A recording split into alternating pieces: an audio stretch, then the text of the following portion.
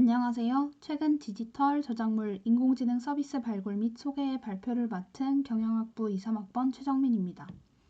저희 조는 최근 디지털 저작물과 인공지능 서비스를 주제로 생성형 AI의 서비스의 특징과 활용 방식, 그리고 조직 경영 환경과 지식재산권 측면에서의 영향을 살펴보았습니다.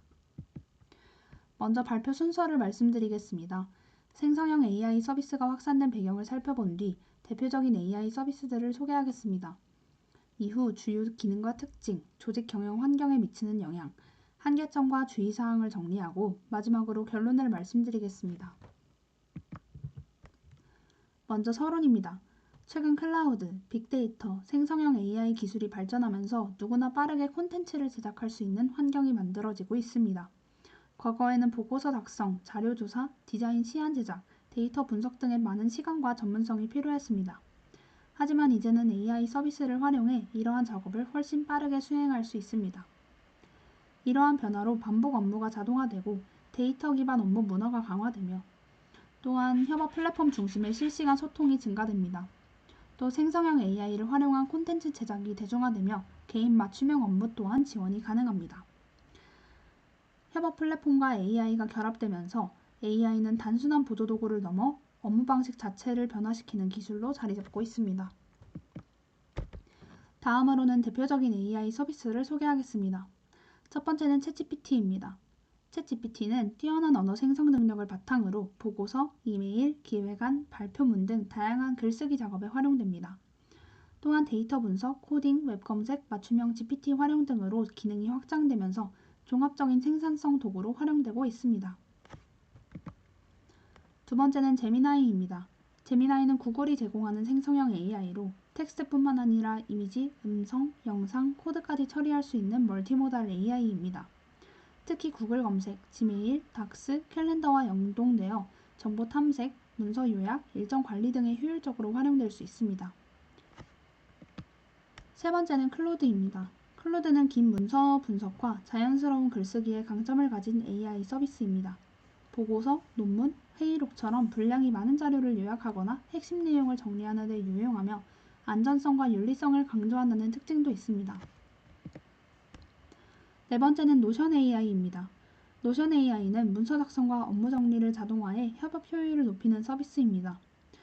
회의록 작성, 보고서 정리, 할 일 추출 등을 노션 안에서 바로 처리할 수 있어 팀 프로젝트 관리에 유용합니다.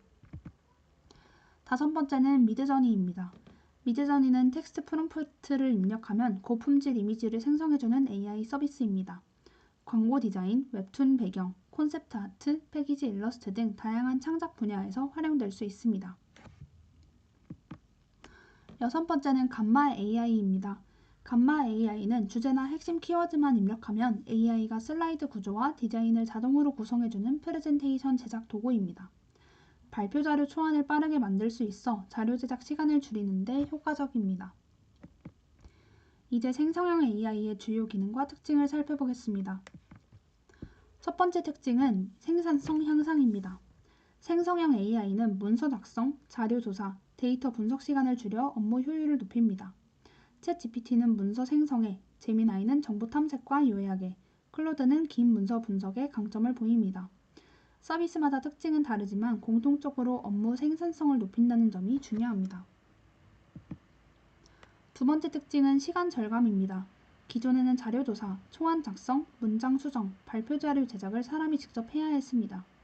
하지만 AI를 활용하면 핵심 정보를 빠르게 정리하고 보고서나 메일 초안을 만들며 번역이나 요약 등도 자동으로 수행할 수 있습니다. 그 결과 사람은 단순 작업보다 기획, 판단, 검토에 더 많은 시간을 쓸 수 있었습니다. 세 번째 특징은 비전문가도 쉽게 활용할 수 있다는 점입니다. 생성형 AI는 복잡한 코딩 지식 없이도 자연어 명령으로 사용할 수 있습니다. 예를 들어 이 내용을 요약해줘, 보고서 형식으로 바꿔줘처럼 일상 언어를 요청하면 결과물을 얻을 수 있습니다. 그리하여 기획, 마케팅, 인사, 회계 등 다양한 부서에서 활용이 가능합니다. 다음으로는 조직 경영 환경에 미치는 영향을 보겠습니다. 첫 번째는 업무 자동화 확대입니다. 생성형 AI는 보고서 작성, 이메일 작성, 데이터 요약, 고객 문의 응답 등 반복적인 업무를 자동화할 수 있습니다. 이를 통해 조직은 업무 처리 속도를 높이고 구성원들이 더 중요한 업무에 집중하도록 도울 수 있습니다. 두 번째는 인력 운영 방식의 변화입니다. AI가 단순 반복 업무를 일부 대체하면서 앞으로는 AI를 잘 활용하고 결과물을 검토할 수 있는 인력의 중요성이 커질 것입니다. 즉, 단순히 업무를 직접 수행하는 능력뿐 아니라 AI에게 적절히 지시하고 결과를 판단하는 능력이 중요해집니다. 세 번째는 비용 절감 효과입니다.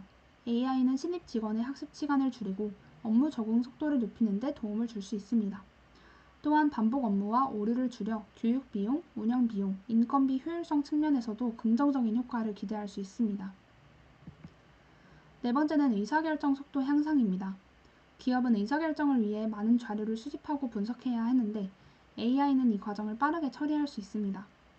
필요한 정보를 요약하고 핵심 인사이트를 제공함으로써 더 빠르고 일관된 의사결정을 지원합니다. 하지만 생성형 AI에는 한계점과 주의사항도 있습니다. 첫 번째는 할루시네이션 현상입니다. 할루시네이션은 AI가 실제로 존재하지 않는 정보나 거짓 사실을 그럴듯하게 답변하는 것을 말합니다. 특히 의료, 금융, 법률, 비즈니스처럼 정확성이 중요한 분야에서는 큰 문제가 될 수 있습니다. 따라서 AI의 답변은 반드시 출처를 확인하고 교차 검증을 거쳐야 합니다.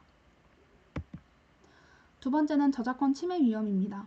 AI는 학습 과정에서 인터넷상의 글, 그림, 음악 등을 활용할 수 있는데 이 과정에서 원작자의 동의나 보상이 충분하지 않을 수 있습니다. 또한 AI 생성물이 기존 저작물과 유사할 경우 표절이나 복제 논란이 발생할 수 있습니다. 따라서 상업적으로 활용할 때에는 저작권 검토가 반드시 필요합니다. 세 번째는 개인정보 보안 문제입니다. AI의 기업 내부 기밀, 고객 정보, 주민등록번호, 계좌 정보 같은 민감한 정보를 입력하면 외부 서버에 저장되거나 정보가 유출될 위험이 있습니다. 따라서 개인 식별 정보 입력을 피하고 필요한 경우 익명화나 마스킹 처리를 해야 합니다.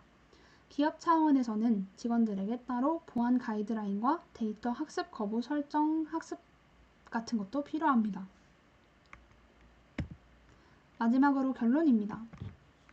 앞으로 AI 서비스는 단순한 보조도구를 넘어 조직 운영과 의사결정에 함께 참여하는 지능형 협업 파트너로 발전할 것입니다.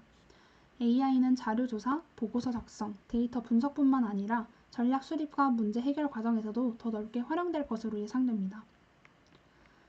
또한 미래의 AI는 사용자의 지속적인 개입 없이 스스로 계획하고 업무를 수행하는 자율형 에이전트로 발전할 가능성이 있습니다. 이 과정에서 인간은 반복 업무보다는 창의적 문제 해결과 최종 판단에 집중하게 될 것입니다. 결국 기업의 경쟁력은 AI를 도입했는지 여부보다 AI를 얼마나 효과적이고 책임있게 활용하는지에 따라 달라질 것입니다. 생성형 AI는 업무 효율성과 창의성을 높이는 강력한 도구이지만 저작권, 개인정보, 정보 신뢰성 문제도 함께 관리해야 합니다. 따라서 우리는 AI를 무조건 신뢰하거나 두려워하기보다 장점은 적극적으로 활용하고 위험은 체계적으로 관리하는 균형 잡힌 태도가 필요합니다. 이상으로 발표를 마치겠습니다. 감사합니다.